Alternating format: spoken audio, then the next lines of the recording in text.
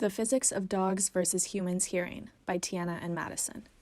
In this presentation, we will give background information on different perceptions of the intensity of fireworks, pain thresholds for sound in both dogs and humans, calculations using material from Physics 131, and more. I'm sure you have all been at an event where it's finally dark out and anticipation is rolling through the crowd at the prospect of the fireworks soon to come. But this also means that you know that a lot of families are worried about their dog's reaction when the fireworks start exploding. Maybe they left their puppy at home, or it's locked up in the family car, or friends around you are checking to make sure their dog's leash is attached properly and are holding it close to them. So why is it that dogs are so much more sensitive to fireworks than we are? Today, we will explain to you why this is and the prominent differences between us and dogs regarding hearing. These differences stem from dogs having a lower pain threshold for noise sensitivity. The term noise sensitivity encompasses fear, anxiety, and phobia-based responses to a range of sound-related stimuli, such as loudness, pitch, and suddenness. For a dog, the typical pain threshold is just 95 decibels, compared to a human's whose pain threshold is closer to 130 decibels. Meanwhile, a typical firework produces sound that ranges from 140 to 175 decibels, which is noticeably higher than either pain threshold. Featured on this slide are three tables, two of which display the sound intensity level of various common noises, and another is taken from a study done exploring noise sensitivities in dogs using qualitative content analysis. Typical recorded fear responses to everyday noises such as cars, airplanes, and motorbikes range from panting and hiding to destructiveness or even self-harm in dogs. From this table, we can see that out of the tested trigger noises, fireworks consistently impacted 70% of both the control and clinical cases, and we can assume that this is due to how sound is perceived. We will later show calculations to explain and prove this theory. One factor behind the variance in pain thresholds is that the human eardrum is genetically much larger than that of a dog, which allows humans to tolerate a wider range of sound intensities.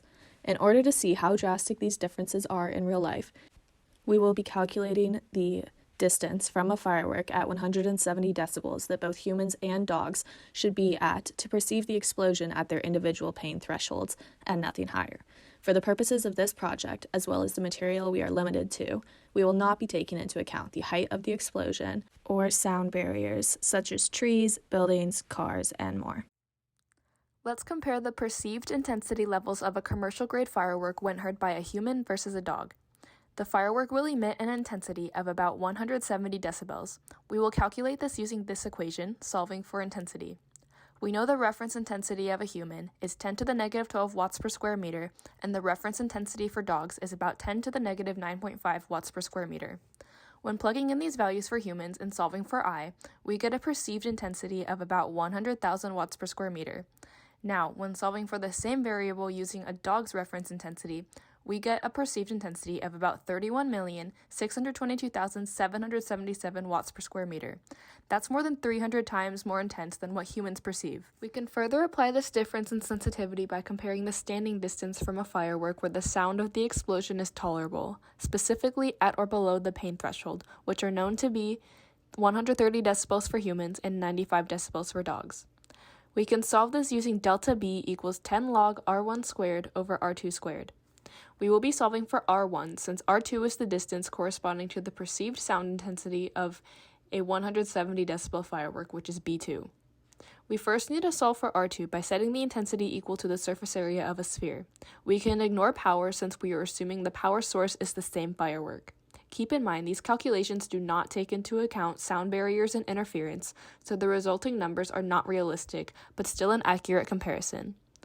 The distance at which the 170 decibel firework is perceived comes out to be 280.25 meters for humans and 4,983.6 meters for dogs. We can now plug in these values as R2 to solve for R1, the distance where the firework boom is tolerable to hear. For humans, this comes out to be 28,025 meters, and for dogs, 28,024,956 meters, meaning a dog would have to stand 1,000 times further away from the firework than a human for it to not be painful.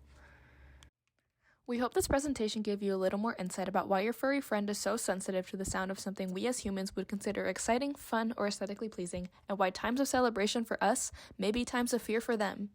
And maybe this Canada Day, you'll remember to take a moment to comfort your dog to reduce the stress brought about by these fireworks.